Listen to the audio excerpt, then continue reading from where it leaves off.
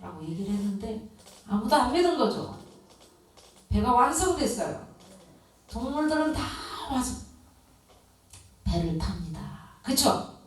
동물들은 다 깨끗하고 좋은 정결한 짐승들은 암수 7쌍씩, 또 더러운 거는 2쌍씩 다 들어갔잖아요. 사람들은 아무도 안 들어갔어요. 누구만 들어갔죠? 노아의 가족만 들어갔어요. 글쎄 그 많은 사람들이 하나도 안 믿었어요. 저 미친 할아버지 봐라 계속 그랬어요. 요즘에도 그렇잖아요. 저 지진이나 화산이나 큰 재앙이 이렇게 땅에 일어날 때 누가 먼저 알아요?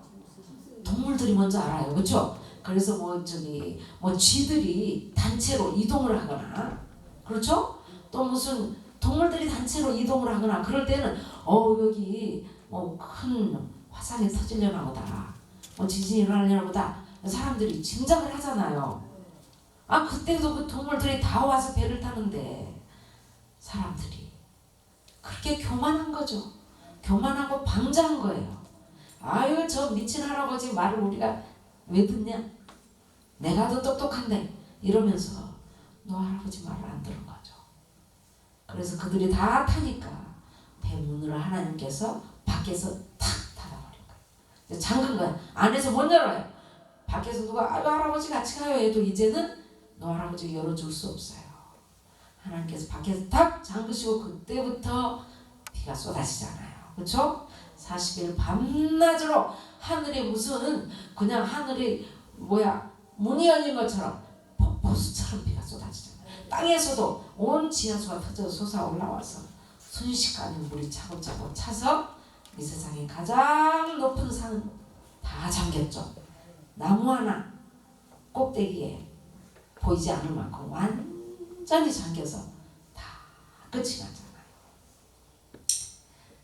노아의 때와 같을 것이다. 마지막 때도 그랬어요. 사람들이 다 주님이 곧 오신다. 여러분 이 징조를 보세요. 주님이 곧 오십니다. 그래도 안 믿는다는 거야. 그래도 나는 돈 벌어야 돼. 남의 시집 가야 돼. 난 장가 가야 돼. 집 사야 돼. 여행 가야 돼. 맛있는 거 먹으러 가야 돼. 자기 할 일 다 하고 주님 앞에 돌아오지 않는다는 거예요. 예수님 제자들이 물어봤어요. 그때 어떤 징조가 일어납니까? 마지막 때가 되면 어떤 징조가 일어나서 우리가 그때를 알고 대비하겠습니까? 그랬더니 예수님께서 징조가 나타날 것을 말씀하셨어요. 오늘 마태복음 24장을 아까 읽으셨어요. 마태복음 24장에 보면 이 천국 복음이 모든 민족에게 증언되기 위하여 온 세상에 전파되리니 그제야 끝이 오리라. 천국 복음이 뭡니까? 예수 그리스도께서 우리를 대신해서 십자가에 못 박혀 죽으셨다. 그러므로 예수님만 믿으면 구원받는다. 예수님이 하신 말씀을 믿는 것, 예수님이 하신 말씀, 예수님, 이분이 천국 복음인 거예요. 그 예수님이 지금 같이 계시는 거야. 근데 이 예수님의 소식이 온 세상 끝까지 다 전파돼야 된대. 그래서 한 사람도 예수님 앞에 저는 몰라서 못 믿었어요. 불공평해요. 억울해요. 이런 소리 하지 않게 하시려고 하나님께서는 이 천국 복음이 땅끝까지 모든 민족에게, 그러니까 우리 대한민국뿐만 아니라 저 아프리카 산속에 또 저 어느 섬나라 섬마을에 모든 민족에게 다 전파돼야 그때가 끝이 온다. 아무도 억울하다고 하지 않아요. 그런데 또 한 가지가 있어요. 오늘 이제 마태복음 24장을 쭉 읽어보시면 여러분이 마태복음 24장을 1절부터 쭉 읽어보시면은 마지막 때 일어날 징조들을 예수님께서 다 말씀해 주십니다. 네, 한번 제가 보겠습니다. 여러분도 한번 같이 보실까요? 자, 5절에 한번 볼까요? 마태복음 24장 5절. 자, 마태복음 24장 5절에 보니까 많은 사람이 내 이름으로 와서 이르되 나는 그리스도라 하여 많은 사람을 미혹하리라. 마지막 때가 되면 예수님이 여기저기서 나타난다는 거예요. 내가 예수야, 내가 하나님 아들이야, 내가 신이야, 나를 믿어야 돼. 우리나라도 그런 사람들이 있죠. 자기 하나님이라고 그런 사람 있죠. 또 자기가 보혜사 성령이다 이런 사람도 있잖아요. 신천지 이만, 그렇죠? 막 이런 사람들이 세계 사방에 나타나서 나를 믿으면 천국 가 막 이런다는 거예요. 그럼 사람들이 또 미혹된대요. 어떻게 그런 일이 있어? 성경에 보니까 예수님 한 분밖에 없는데 이래야 되는데 그래? 그런가? 보니까 그 사람이 또 뭐 병도 고치고 뭐 기적도 행하고 그러네? 저 사람인가 봐. 난 교회에서 성경 말씀 들을 땐 몰랐는데 저 말 들으니까 그런 거 같네? 하고 그쪽에서 또 와서 성경 공부 가르쳐줄게 하고 가면은 들어보면 그럴싸해. 다 미혹이 되는 거예요. 미혹되지 않으려면 어떻게 해야 될까요? 말씀을 더 읽어야 되고, 일단은 하나님과 예수 그리스도, 우리를 위해서 하나님께서 보내주신 예수 그리스도 그 한 분 이름 외에 다른 이름이 없다고 그랬어요.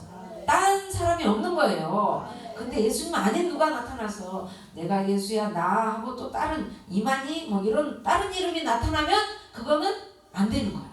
미혹되면 안 돼. 마지막 때가 되면 이런 미혹이 많이 일어나요. 또 6절에 보니까 난리와 난리의 소문이 일어난대요. 난리라는 건 뭐예요? 옛날에 뭐 6.25 전쟁, 변란이죠. 변란이라고 그러죠? 전쟁의 소문인 거예요. 폭동의 소문인 거예요. 그래서 민족이 민족을, 같은 민족끼리, 우리 남과 북이 그렇게 싸운 거, 이것도 민족이 민족을이죠. 네, 지금 중국이 또 홍콩하고 막 싸우고 대만하고 싸우잖아요. 민족이 민족을. 세계 여러 나라에 서로 같은 땅에서 같은 민족끼리 싸우는 나라가 많습니다. 또 나라가 나라를 대적해요. 나라끼리 싸워요. 이렇게 전쟁의 소문이 끊이지 않는다는 거예요. 네, 전쟁의 소문이 끊이지 않고 있죠 지금. 그리고 또 7절에 보면 기근과 지진이 일어난다 그랬어요. 자, 우리는 지금 굉장히 대한민국은 풍족해요. 그렇죠? 대한민국은 현재까지 하나님이 너무나 축복을 주셔서 먹을 거 걱정 안 하고 사실은 살고 있죠. 근데 지구상에 있는 많은 나라는 거의 4분의 3은 먹을 것 때문에 날마다 고민해요. 바로 우리 옆에 있는 북한도 먹을 것이 없어서 굶어 죽는 사람이 너무 많아요. 탈북해 오는 사람들 먹을 것이 없어서 굶어 죽으나 탈북하다 죽으나 그리고 죽기 살기로 탈북을 합니다. 우리나라로 바로 못 넘어오니까 저 제3국 뭐 라오스, 미얀마, 중국 막 그런데 산을 돌아 강을 건너고 바다를 건너 돌아 우리나라까지 오는 거예요. 북한만 해도 굶어 죽는 아이들이 너무 많습니다. 병 걸려 죽고 굶어 죽고 너무 많아요. 그 다음에 지진. 요즘에 지진의 빈도가 아주 높아졌습니다. 몇 년 전까지만 해도 우리나라는 지진에는 안전해 이러고 살았잖아요. 우리나라에도 지금 이제 지진의 빈도가 굉장히 많아졌어요. 그래서 우리나라도 곧 이제 지진이 또 더 많이 일어날 겁니다. 이런 일들, 그 다음에 또 앞으로 우리나라도 이제 곧 지진이 찾아올 겁니다. 머지않아 또 세계 3차 전쟁도 일어날 거예요. 우리나라도 우리나라뿐만 아니라 전 세계 잘 사는 나라들도 이제 먹을 것이 없어서 식량 때문에 식량 전쟁이 일어날 수도 있어요. 굉장히 무서운 일이 곧 닥칩니다. 아직 멀었다고 생각했잖아요. 또 여기 보면은 난리와 난리 속에는 이 전염병도 해당이 되는 거예요. 전염병. 전염병이라 지금 난리가 난 거예요. 그렇죠? 전염병 우리하고는 상관없어. 우리나라처럼 의학이 발달했고 깨끗하고 이런 나라에서 어떻게 전염병이 그렇지만 지금 미국을 비롯한 전 세계 가장 잘 사는 나라까지 이 코로나라는 이 균을 잡을 약조차 만들어내지 못하고 있어요. 무슨 그 원인조차 자세히 찾아내지 못하고 있어요. 이게 뭡니까? 이제 우리의 기술로는 감당할 수 없는 더 앞으로 더 무서운 질병이 또 생길 겁니다. 난리가 나는 거예요. 이제 사람들 서로 만나지도 못할 수도 있어요.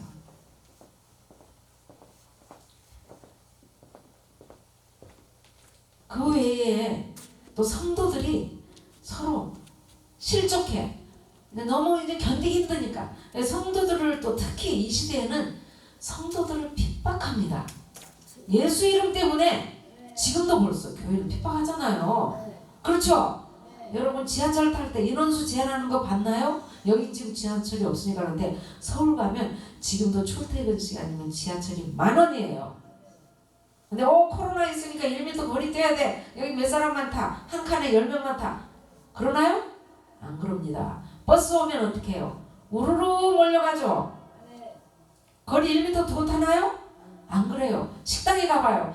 우리 식당 여기 10명 이상 못 받습니다. 자리 없어요. 못 들어와요. 그러나요?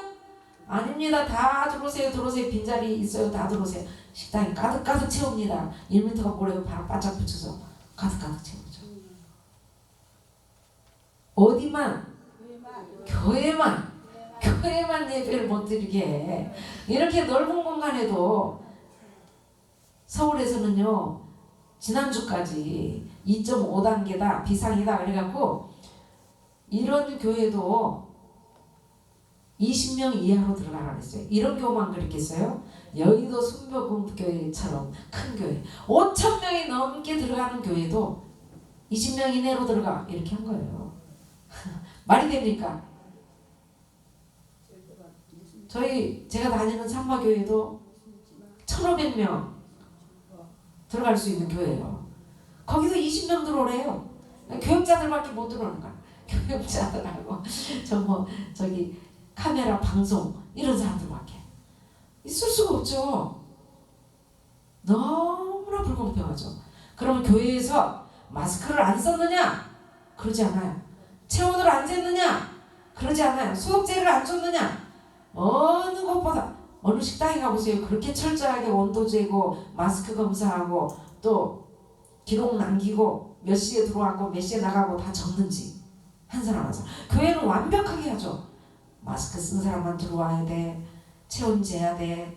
소독 다 해야 돼. 들어오는 시간 적어야 돼. 나가는 시간 적어야 돼. 그것도 20명 딱 채우면 끝. 안 돼. 그 다음에 또 저희 교회 같은 경우는 공기청정기 같은 벽에 단 건데 그게 이 공기를 살균해요. 그리고 여기 있는 균을 다 죽입니다. 그런 거 다 달았죠.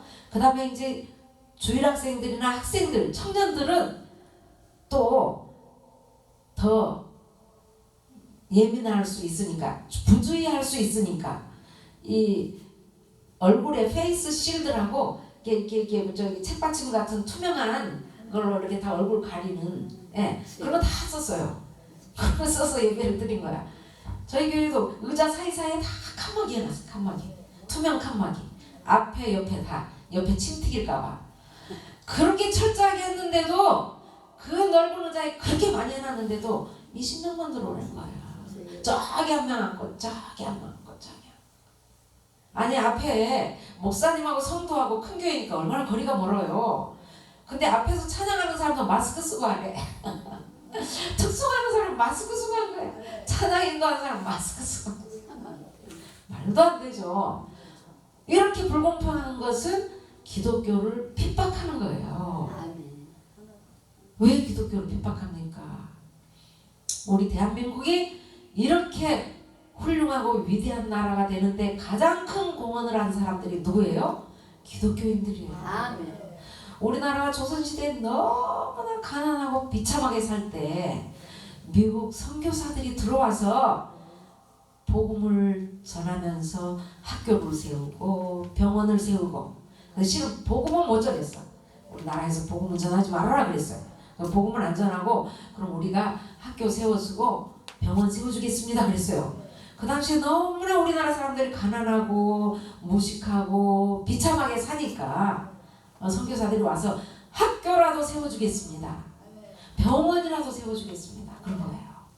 그래서 미국에서 최초로 알렌 선교사가 와서 병원을 세웠죠. 네. 병원을 어떻게 세우게 됐느냐? 의사였어요, 실은. 그런데 우리나라에 선교사로 선교하고 싶은 거예요. 그래 들어오고 싶은데 못 들어오니까 이제 우리나라와 미국이 이제 국경 국가 간의 조약을 맺은 거예요. 최초로 일본하고 강화 조약을 맺고 그 다음에 서양 나라의 첫 번째로는 미국하고 맺은 거예요. 미국하고 조미 수호 통상 조약을 맺었어요. 그러니까 미국의 이제 대사, 지금으로 말하면 대사죠. 이 미국의 영사가 이제 우리나라의 공사죠. 그때는 공사가 이제 들어오게 됐어요. 공사관이 들어오니까 그러면 그 미국인들 사무원들이 들어오잖아요. 대사 가족과 공사관 들어오니까 알렌 선교사 그러면 저는 이 미국뿐만 아니라 그때는 이제 독일 사람들도 들어오고 영국 사람 들어오고 프랑스 사람 들어오고 했어요. 청나라 사람 물론 들어와 있고 그랬을 때 그러면 저는 이 우리 미국에서 온 사람들 서양 사람들이 의사 그 조선에 의사 한 명도 없잖아. 그렇죠? 그 병원도 없고 그러니까 제가 그 우리 무료로 그것도 월급 안 받고 그냥 공짜로 의사가 돼서 여러분들 돕겠습니다. 그렇게 온 거예요. 우리나라에 들어왔는데 그때 어떤 일이 있었냐면은 우리나라 안에 그때 정치적으로 엄청 혼란했거든요. 갑신정변이 일어났어요.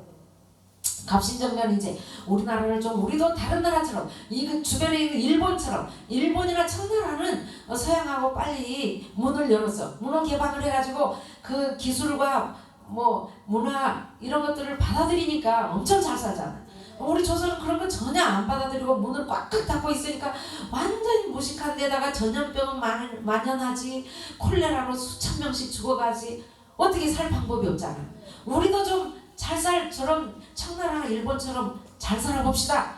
이렇게 그래서 빨리 문화를 받아들입시다 라고 주장한 개화파들이 있었어요.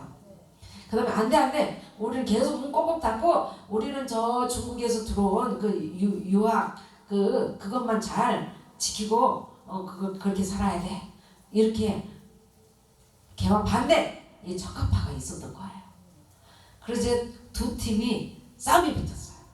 그래서 개화파들이 안 됩니다. 빨리 우리 이렇게 방해하는 사람들 몰아내고 우리도 빨리 개화해서 우리도 잘 삽시다 하는 젊은 층이죠. 이 개화파들이 이제 그때 난을 일으킨 게 갑신정변이에요.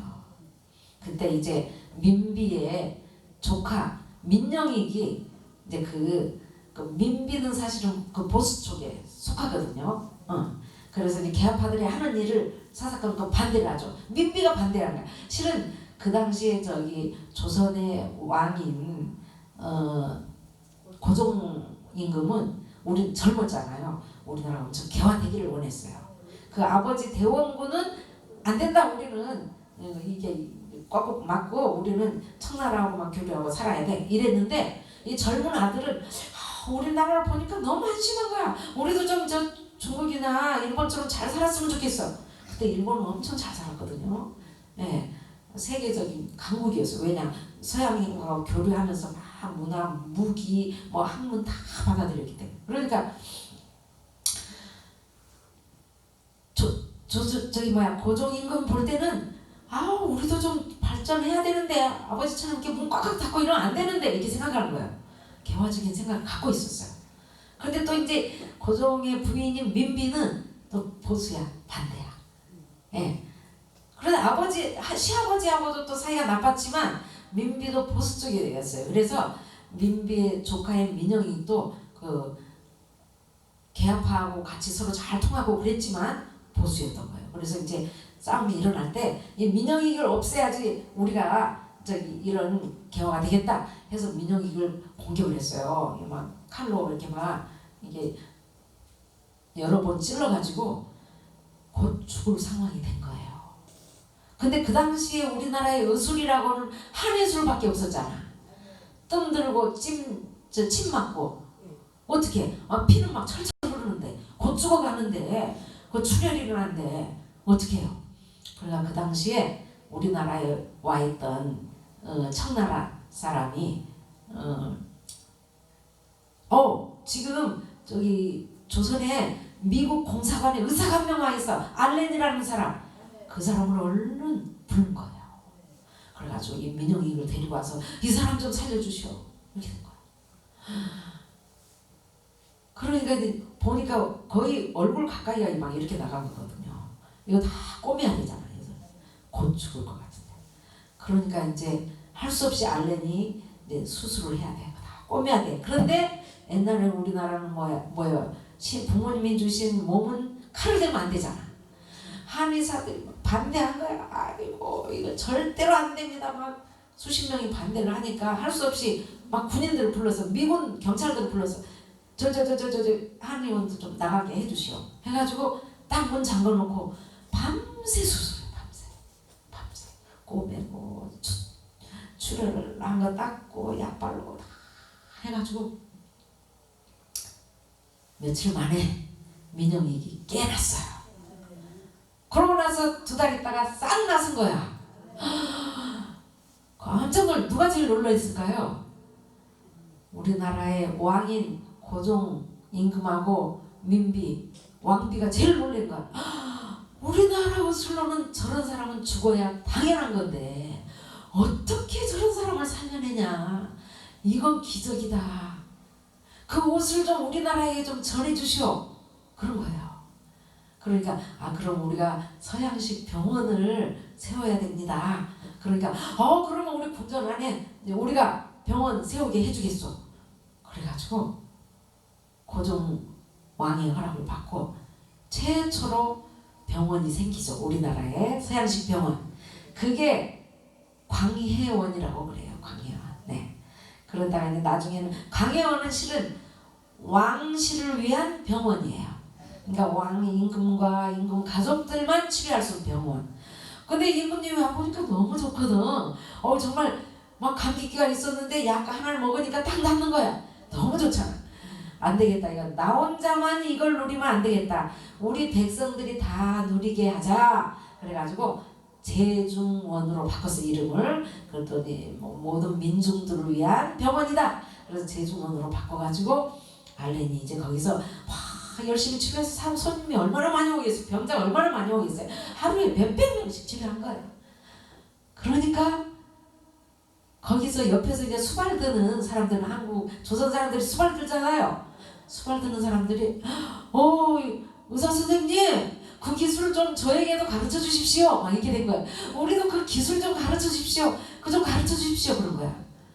그러니까 그럼 이걸 알려면 글자를 알아야 됩니다. 영어를 알아야 됩니다. 이렇게 된 거예요. 그래서 그럼 우리가 공부하겠습니다. 이렇게 된 거야. 그래서 그 안에 학교가 생기는 거예요. 그래서 그 다음에 이제 언더우드 선교사, 장로교 선교사가 와가지고 이제 영어를 가르치고 또 수학을 가르치고 이렇게 하죠. 그 다음에 또 아펜젤러 선교사가 와서 또 공부도 가르치고 이러면서 아펜젤러 선교사는 또 와서 학교를 세우고 최초로 또 배제학당을 세우죠. 언더우드 선교사도 또 학교를 세우죠. 그리고 또 스크랜튼 의사 박사하고 또 스크랜튼의 어머니하고 또 선교사로 들어왔어요. 스크랜튼 박사도 의사예요. 그분이 와서는 이제 일반 민간 병원을 세워요. 아까 이제 알렌 선교사는 나라의 병원을 세웠다면 이제 스크랜튼 의사는 이제 개인 병원이죠. 그러니까 개인 병원을 세우죠. 그래가지고 이제 막 항상 치료하고 또 아펜젤러 선교사가 배제학당을 세웠어요. 또 스크랜튼의 어머니 스크랜튼 여사는 이화학당을 세웠어요. 여자도 공부해야 된다. 그 당시에 여자는 배우면 돼? 안 돼? 안 되죠. 그래서 처음에는 어떤 아이를 데리고 왔냐면 이 집에서 버린 아이 아파가지고 버렸어. 그냥 그 당시에는 아프면요 다 버렸어요. 그래서 실은 스크랜튼 의사 선생님은 버린 사람들을 엄청 데려다가 치료했어. 그 당시에 이제 병이 걸리면 조선시대 못 고치니까 죽으니까 특히 콜레라 같은 거 주변에 막 전염되잖아요. 그러니까 걸렸다면 무조건 길가에 버리는 거야. 그냥 집에 못 들어와. 집에 있으면 가족 다 옮기니까. 그러니까 거리에서 죽어가는 거야. 그러니까 스크랜턴 의사 선생님이 자기 집에 데려와서 치료해서 나은 거예요. 그래가지고 이제 개인 병원 세워서 그렇게 하고, 그 여학생도 집에서 버린 아이야. 그 데려다가 스크랜턴 여사가 공부를 가르쳐요. 그래서 이화 여자 대학이죠. 지금은 이화 학당에 여자 공부를 처음에는 이렇게 2명 데려다가 시켰어. 나중에 여자들이 많이 거기서 배우고, 또 간호사 기술도 거기서 배워가지고, 또 병원 보조도 하고, 또 전도 부인이 돼가지고 막 전도도 하고 그랬어요. 전도는 이제 나중에 한 거야. 이제 열심히 우리 좋은 사람들이 거기서 이제 선교사들을 집안에서 돕는 일을 했을 거 아니에요. 병원 돕는 일, 뭐 학교 돕는 일 하다 보니까 그들이 이제 그다음 처음에는 선교사들만 모여서 예배드렸어요. 조선인들 같이 예배 못 드려요. 그러니까 예배드리면 큰일 나. 전도하면 큰일 나. 그러니까 선교사들이 아무한테도 전도 안 했는데, 이제 알렌 선교사의 조수가 이제 통역대주고 하는 조수가 엄청 자기가 기독교인이 되고 싶은 거야. 보니까 너무 훌륭하거든. 선교사님들이 인품이 너무 훌륭하거든요. 그렇게 잘 도와주고 그냥 목숨을 바쳐서 우리 조선을 위해서 일하면 월급이 나와요. 뭐 떡이 생겨요. 뭐가 있어요? 아무것도 없죠. 이 가난한 나라 못 살고 비참한 나라에 와서 그 고생을 하면서 도와주니까, 저 사랑이 어디서 나왔을까? 저들이 믿는 신앙을 나도 갖고 싶다 해가지고 마치 떨어진 성경책을 주워서 읽어보니까 너무 귀한 말씀이 들어있거든. 이 도를 나도 배우고 싶다 해가지고 언더우드 선교사한테 저 세례 받고 싶어요. 세례 주세요. 그런 거예요. 그래서 우리나라 최초의 세례 받은 사람은 한영경이라는 사람인데, 그 사람은 자기가 먼저 저 세례 주세요 한 거예요. 그러니까 선교사가 먼저 세례 줄게 하면은 이건 사형이야. 나라에서 나가야 돼. 근데 조선인이 먼저 와서 저 세례 받겠습니다. 저 죽어도 좋습니다 하는데 어떻게 해? 그래서 최초로 세례를 주게 되죠. 그리고 이제 또 거기 이제 배제 학생들도 또 막 배우고 나서 너무 좋으니까 세례 받고, 그러다 보니까 이제 나라에서 임금님이 너무 아펜젤로 선교사가 이렇게 학교를 지어서 배제 학당, 거기에 이제 많은 우리나라 애국자들이 거기서 공부를 하게 되죠. 최초로 지금 이승만 대통령이라든가 이상재 선생이라든가 뭐 김구 선생이라든가 뭐 조만식 선생 많이 배제학당에서 공부하죠. 그러니까 임금님이 보니까 그곳에서 인재들을 길러내거든. 무엇보다도 그때 필요했던 것은 또 영어였어요. 그러니까 미국과 이제 조약을 맺으면서 미국 공사관이 왔죠. 그 다음에 또 영국이나 프랑스하고 또 조약을 서양 나라들하고 계속 맺었는데 통역할 사람이 없는 거야. 영어를 모르니까 한국인 아무도. 그래서 누구를 통역을 시키냐? 청나라 사람들에다가 통역시켜요. 우리나라 사람이 말하면 중국말로 하면 중국말을 이제 가까이니까 할 줄 알죠. 중국 사람이 다시 영어로 통역해주고 이런 식이었던 거야. 그러니까 우리도 좀 서양 사람들하고 직접 교류하려면 영어가 필요하다. 그래서 이제 배제학당에서 영어를 가르치는 거죠. 그래서 이승만 대통령 처음에 영어 배우러 들어왔다가 나는 기독교는 절대로 안 믿어. 나는 우리 부모님을 따라서 유교만 믿을 거야. 막 이랬는데 아무리 꼬셔도 안 믿을 거야 했는데 결국은 감옥에 가게 됐어요. 감옥에 가서 성경을 읽으면서 성령을 받게 된 거야. 진짜구나 여기. 기독교가 진짜로 나라를 살리고 민족을 살리는 종교구나. 우리나라도 기독교를 믿어야 되겠다. 난 그런 나라를 세우고 싶다. 이런 포부를 가지고 이승만 대통령이 그 안에서 많은 사람을 전도하고 실제로 대한민국을 세웠죠. 그렇게. 그랬기 때문에 초기에 우리나라를 일본에서 나라를 구하기 위해서 많은 독립운동을 하고 나라를 바로 세운 사람들은 다 기독교인들이었던 거야. 지금까지도 마찬가지죠. 우리나라에 어렵고 힘든 일을 있을 때 나라의 진정으로 많은 어려운 사람 도와주고 양로원이나 고원이나 이 어려운 곳을 많이 도와주고 뭐 수해 났다 어디 났다 많이 도와주고 또 정부에서 뭐 힘들 때 많이 도와주고 나라를 위해서 제일 많이 기도하고 다 누가 해요? 기독교인이 합니다. 기독교인은 그런 거 표시 안 나오게 하잖아. 예수님께서 너는 오른손이 하는 일을 왼손이 모르게 해라 그랬으니까 도와줘도 표시 안 되잖아. 뭐 불교나 다른 데서 하면 표시 내잖아. 교과서에 보면 종교에서 좋은 일을 많이 한다 막 이웃 도와준다, 뭐 어려운 사람 도와준다라고 딱 나오는데 보면 불교인 사진이 더 크게 나와. 그럼 불교가 되게 많이 도와주는 것 같아. 불교는 기독교에 100분의 1도 안 하죠. 그 당시 학교도 마찬가지. 다 기독교인이 세웠어요. 우리나라 사람 너무 무식해서 우리나라 나라를 뺏겼다. 우리 국민들에게 지혜를 열어줘야 된다. 공부해야 된다. 해서 학교를 세운 건 전부 교회에서 세웠어야 된대. 교회에서 수백 개 세울 때 불교는 한 개, 두 개밖에 안 세운다니까요. 아시잖아요. 그렇죠? 3.1 독립운동할 때 독립선언서 기독교인이 절반 이상이잖아요. 불교 두세 명이잖아요. 그런데도 기독교가 이렇게 우리나라에 지금도 얼마나 많이 공헌을 하고 있는지, 지금도 얼마나 나라를 위해서 기도해요. 여러분도 여기서 나라를 위해서 계속 기도하죠? 그러니까 우리나라가 이렇게 잘 살게 된 거예요. 하나님의 도움 없이 잘 살게 됐겠어요? 그런데도 기독교의 은혜를 모르고 교회를 핍박한단 말이야. 왜? 사탄은 예수 이름을 싫어하거든. 예수님이 싫어. 왜? 사탄은 사람들을 다 어디로 데리고 가고 싶어? 지옥으로. 지옥은 하나님께서 사탄을 위해서 지어놓은 거예요. 무적에는 사탄을 가두려고 세우는 거야. 근데 사탄이 자기 혼자 들어가기 억울하거든. 저 하나님의 사랑받는 저 사람들 같이 데리고 가야지. 그래서 같이 데리고 가려고 그렇게 사람들을 현혹시키고 미혹하고 하나님 못 믿게 하는 거예요.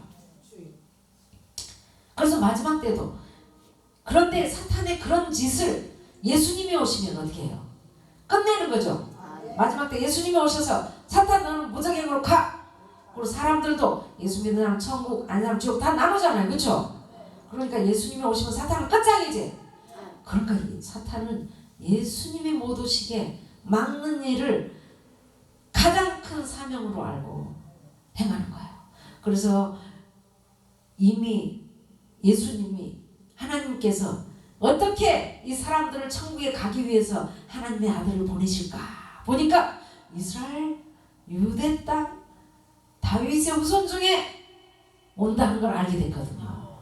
그래서 사탄은 처음부터 이스라엘을 공격하죠. 제일 처음에 어떻게 공격합니까? 모세가 태어날 때 어떻게 했어요? 2살이야의 사내 아이 다 죽이라 그랬지. 보니까 그냥 유대인들이 그냥 너무너무 애굽에서 바로가 보니까 자기 나라에 이 사람들이 처음에는 요셉 때문에 오게 됐잖아요. 그런데 엄청 이 사람들이 번성을 하거든요. 보니까 가다가 우리아가 쫓겨나게 생겼네 해가지고 이스라엘 사람들 막 핍박을 하면서 나중에는 사내는 다 죽여라 이렇게 되잖아요. 그럴 때 모세만 그 엄마가 살려놓은 거죠. 네. 그 다음에 또 언제 그런 일이 일어나면은 또 에스더 시대에 또 일어나요. 하만이라는 사람이, 모르드게가 자기한테 절을 안 하니까 저 모르드게의 민족을 다 죽여야 되겠다 이렇게 한 거 아니에요. 그래서 아달월 13일 날을 딱 받아놨어요. 왕에게 허락도 받아놨어요.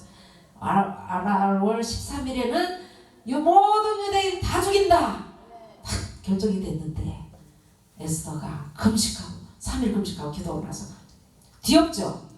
사탄을 이긴 거예요. 그 다음에 또 어떤 일이 있었죠? 예수님이 태어날 때도 그랬어요. 예수님이 태어날 때도 동방 박사들이 여기 지금 왕으로 나신 분이 태어났습니다. 이러니까 아니 나 말고 왕이 있단 말이야. 2살이야 사내 아이는 다 죽여라 이렇게 된 거잖아요. 사탄은 끊임없이 예수님이 못 오시게 막는 게 주 역할이기 때문에 그렇게 한 거예요. 그리고 또 이스라엘 사람들이 예수님이 돌아가신 후에 주후, 그러니까 AD 70년에 로마의 디도 장군이 이스라엘을 멸망을 시켜버리죠. 그때 이스라엘 유대인들 110만 명이 죽어요. 그리고 그 살아난 사람은 전 세계로 흩어져 나라가 없이 각 나라에 숨어서 살게 된 거야. 또 그렇게 그러면서도 유대인들은 하나님을 잊지 않았어. 어딜 가든지 그들은 꼭 회당을 만들어서 회당에 가서 예배드리고 말씀대로 살려고 너무너무 노력했어요. 근데 그때도 또 2차 대전 당시에 또 독일의 히틀러가 어떻게 했습니까? 또 유대인 600만 명을 죽였잖아요. 이 세상에서 유대인의 씨를 말려버려야 되겠다. 유대인들 잘난 척하는 거 못 봐주겠어. 독일인이 최고야 이러면서 유대인 씨를 말리자고 600만 명을 죽였어요. 그런데도 불구하고 하나님께서 지키셨죠.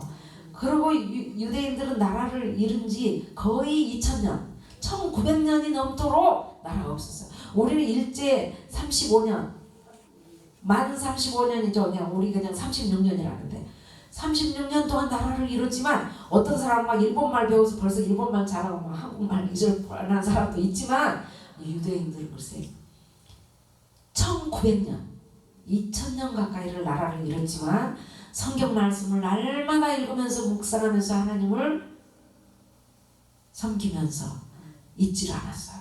근데 하나님께서는 마지막 사탄을 심판하실 예수님을 보내셔야 안 보내셔요? 재림하시면 보내셔야 되죠.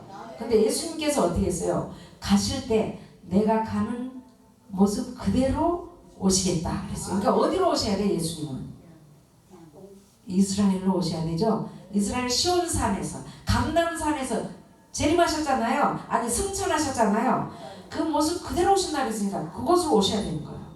그래서 사탄은 이스라엘을 없애려고 엄청 노력을 한 거예요. 그래서 나라를 없애버렸잖아요. 그런데도 하나님께서 나라를 다시 세우게 하십니다. 혹시 몇 년인지 아시는 분 있어요? 없죠. 너무나 놀랍게도 우리나라 대한민국이 세워진 해, 대한민국을 하나님께서 몇 년도에 세웠었느냐? 1948년 8월 15일에 세웠어요. 그러니까 대한민국이 일본에서부터 해방을 된 것은 1945년 8월 15일이에요. 근데 나라가 세워지려면 또 국민 총선거도 해야 되고 막 나라가 세워지는데도 엄청 시련을 겪었어요. 그래서 3년 있다가 1948년 8월 15일 같은 날 잘 기억하세요. 8월 15일에 일본에서 해방된 날 이것만 기억하면 안 돼. 대한민국의 생일이 8월 15일이에요. 48년 8월 15일 날 세웠어요. 이스라엘도 1948년 우리하고 생일이 같아요. 5월 14일. 5월 14일. 예, 5월 13일.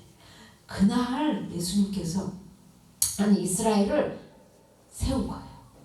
하나님의 섭리가 묘하죠? 그래서 예수님이 다시 이스라엘로 와야 되니까 이스라엘을 다시 회복하신 거예요. 그래서 오늘 말씀에 보면 마태복음 24장 32절 한번 볼까요?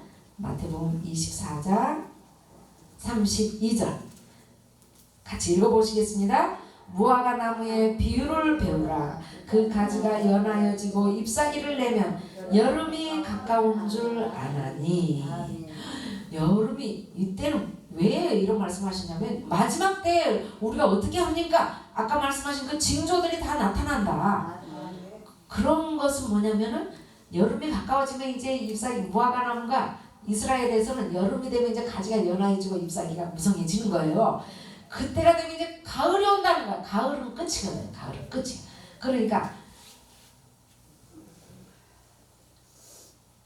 예수님이 오실 징조를 그렇게 나타내시는데 여기서는 이제 아까 여러 가지 징조가 있었지만 하나님께서 징조로 가장 큰 두 가지를 말씀하셨어요. 첫째는 오늘의 요절 말씀인 천국 복음이 모든 민족에게 전파되어야 된다. 이거고요. 두 번째는 뭐냐면은 마태복음 13장 39절에 있어요. 마태복음 23장 39절 23장 바로 앞에 있어요. 읽어봅시다. 내가 너희에게 이르노니 이제부터 너희는 찬송하리로다. 주의 이름으로 오시는 이여 할 때까지 나를 보지 못하리라 하시니라. 그러니까 유대인들이 이스라엘 사람들이 찬송하리로다. 주의 이름으로 오시는 이여 주 예수님 어서 오십시오 라고 할 때 그때 예수님 오시겠다는 거예요. 그러니까 유대인들 이스라엘 사람들이 예수님 아직 우리는 때 안 됐어요 오지 마십시오 그럼 안 오신다는 거예요. 자, 예수님이 오실 수 있는 가장 확실한 조건 두 가지. 첫 번째, 복음이 전 세계에 전파돼야 된다. 지금 세계 선교 협회에서는 2025년이면 전 세계 모든 민족에게 전파된다 그래요. 지금 거의 90% 이상 전파됐대요. 그래서 앞으로 5년만 있으면 전 세계 모든 민족에게 복음이 전파된대요.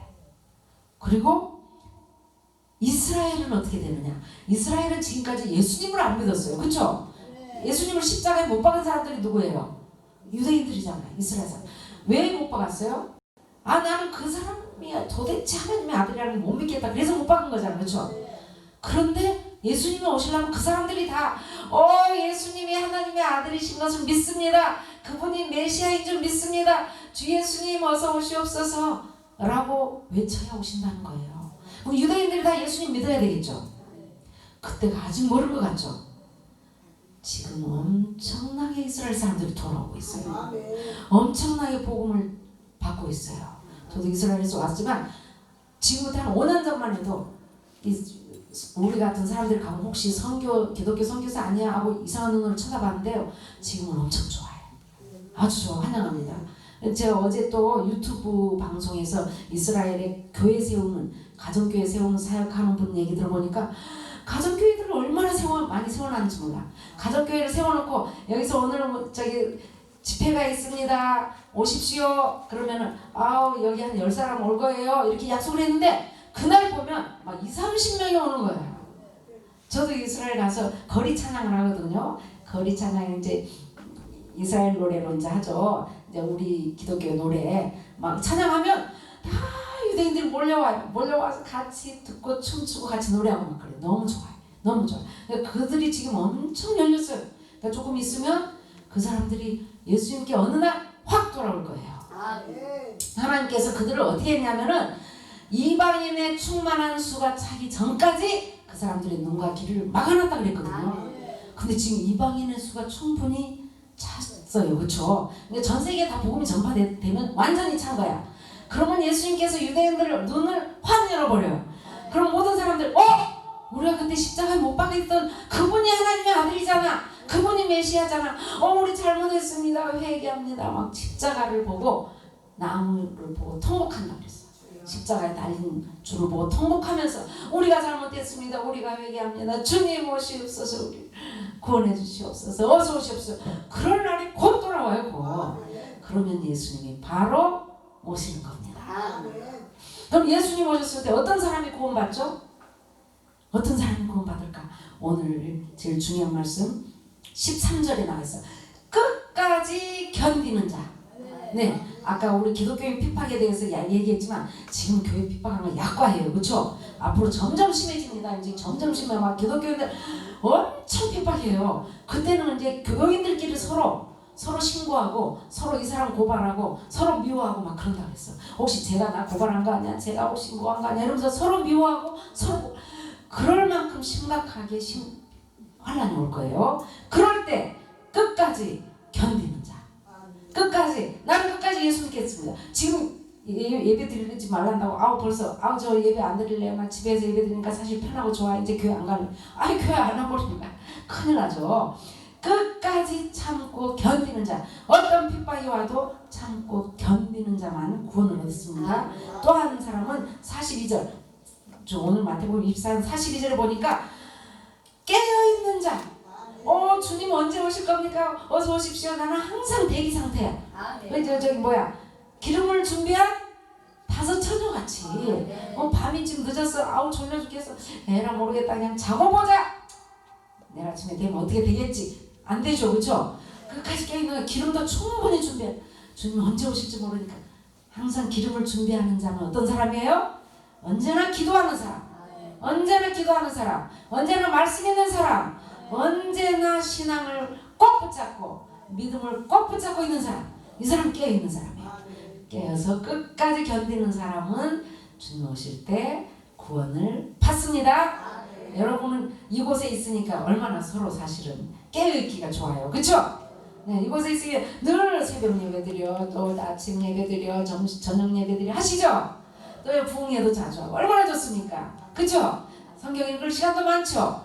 늘 기도하고 깨어있으시면 여러분이 여러분을 가장 사랑하신 주님을 뵙게 될 것입니다. 영원한 천국에서 영원한 기쁨으로 행복하게 사실 것입니다. 아멘. 그날을 기대하시면서 끝까지 견디고 인내하고 신앙을 잘 지키는 깨어있는 여러분 되시기 바랍니다.